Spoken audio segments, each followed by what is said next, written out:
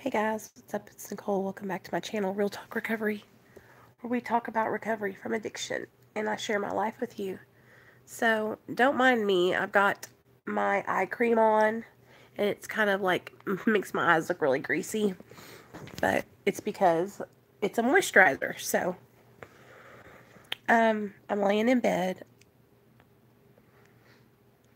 Nate's laying right beside me. We decluttered all his toys and I got two huge Rubbermaid buckets and we loaded them up and we took them down to the Goodwill. And then we were fixing to leave the Goodwill and I looked over and there's this restaurant that we love going to eat at. It's called El Portone. It's a Mexican restaurant. So me and Nate went and got tacos and his daddy some fajitas for when he gets home tonight. So I just thought I would pop on and talk to you guys a little bit before I go to sleep. And I just kind of wanted to talk about how grateful I am for my life today and for my son, and that I have a wonderful, healthy, smart, beautiful, caring child who I don't deserve. I'm so grateful to have my son. I remember when he had gotten taken and I was trying to go to sleep at night. I was living in the treatment center. And I would try to go to sleep at night. And I would try to close my eyes. And every time I would close my eyes, I would see his face. And I remember praying to God and saying, peace be still, peace be still, peace be still. And begging God for peace in my heart and my mind. And for about 2 weeks while I was there, I just struggled every night. I couldn't sleep. And then the last 2 weeks, I remember something just kind of shifted. And I was sleeping better, and I was focusing on the lessons, and I was actually taking in the information that they were teaching me about recovery. I wasn't trying to get over on anybody. I wasn't trying to manipulate. I wasn't trying to lie. I wasn't worried about calling Neil. I was like focused on learning about recovery. Man, I'm telling you what, I don't ever want to go back to that life, you know?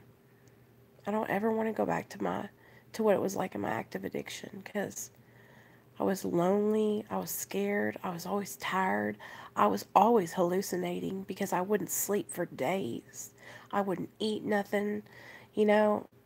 I'd rather be my thick, chunky self than be my old Skeletor looking self any day. You know, today I'm healthy and happy and, you know, I just feel so much better in the inside, you know, in my heart. I just don't ever want to go back to my old life. I'm telling you what, you guys, my son has too many toys. When we were going through all that stuff, I was just like, oh my gosh. Oh, and I already got all the makeup doled out to the people who are going to get it. So in about 6 months, I'll do another makeup declutter. So if any of you guys want to get on the top of the list, just email me and I'll pick 3 of you guys to put y'all on the top and y'all will get the next round of makeup. But I always, sanitize it and I keep my stuff really nice. So, if you are on the next round, you'll get a nice little care package of makeup. But I was just thinking about, how happy I am today and how grateful I am to have the life that I have today and not have to live out in the streets or not have to beg for money, not have to steal to get money, not have to steal to get dope, not have to sell my butt, I'm grateful, and I just want anybody to know that if they're struggling out there and they feel like they can't get, sober through abstinence or 12 steps, that there are other options out there, and that if you need help finding options, you can always get a hold of me. I will absolutely hook you up with resources and help you find the help that you need. The first step is the most important and the most crucial step. It's like taking that first step and admitting that we're powerless over drugs and alcohol, and that our lives are screwed up, and that we need help from someone else. It's a huge step. And a lot of the times what happens is, we can admit that our life is fucked up, but we're not ready to like seek help. And even though we might even be ready to seek help, but we might not be ready to accept the help that is being offered. And so that's a problem that I run into a lot when I'm helping others, is they're seeking help and they're asking for the help, but they're still not at that point where they're willing to do whatever is suggested of them. And so what I have to do then is I have to like kind of pull back and say, okay, like, you're still not doing everything that you need to do, and until you're ready, I cannot make you do it. I cannot, I can't make someone call me. I can't make somebody be accountable and call and check in once a day. I can't make somebody read their big book and study their steps. I can't make somebody call a rehab and ask the rehab if they have an opening. I can't make anybody go and fill out their insurance so that way they can get help. These are things that the addict has to do. The addict has to take the initiative to get the help. And so the more I practice working with others and the more I help other people, the more I'm realizing like these are things that the addict has to put one foot in front of the other. I did it, so they need to do it. And I can't pull somebody down the road. I can't grab you by the collar and drag you behind me, because what's going to happen, like I've said before, is eventually you're going to get too heavy and you're going to be dragging my ass back. So it's like, we have to put one foot in front of the other and seek help, seek God, and really when we get the help, you guys grab hold of that and follow through. About 6 months ago, maybe a little bit longer than that, I was on this big kick where I was like really focusing on following through.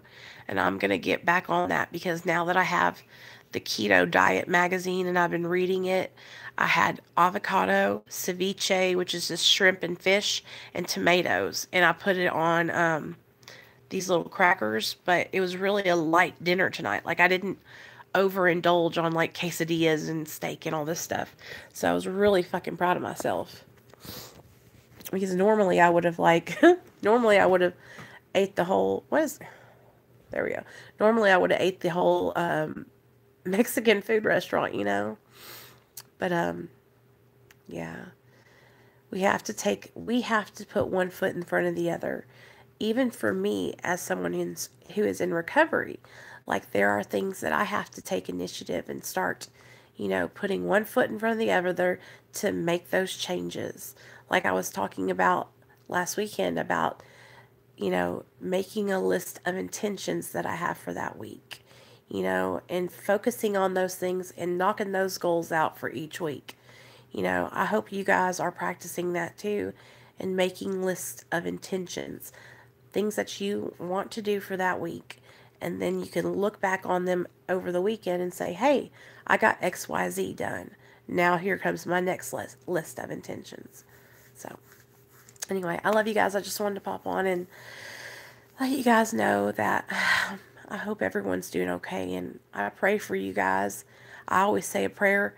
Dear Lord Jesus, please touch my subscribers. Let them have a great night tonight. Keep them clean and sober. And if they need anything, I hope they know they can holler. Lord, just touch my subscribers and let them know that they are worthy and they deserve recovery and all that good stuff. Me and my little boy, we say prayers every night, and he has me pray over him. He has me pray over him for good dreams. So I hope you guys have good dreams too. And I will see you guys later.